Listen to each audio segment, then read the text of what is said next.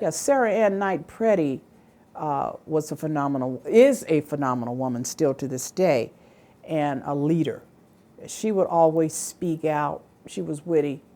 She was smart. She was a business owner. She took chances. She took risks.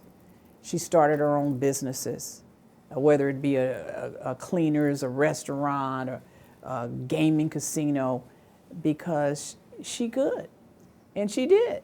And we have buildings named after her, and she is a pleasure because I can't remember ever being in a situation where you need an advertisement for some project you're working on that she said no. Never said no. And she always would refer to the young women as lovely, educated, nice, all these genteel qualities. And I look up to people like that because when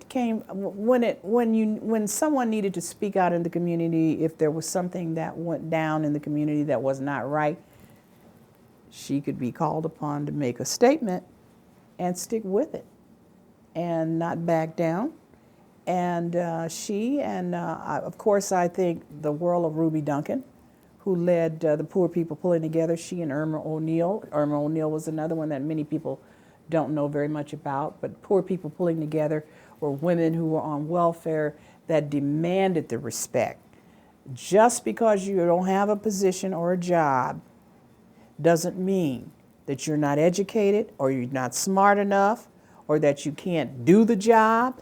And these women, they set out to change the city, the climate, and they stood up and they were counted. And I tell you, that changed a lot of the way that we thought about going about our day-to-day business.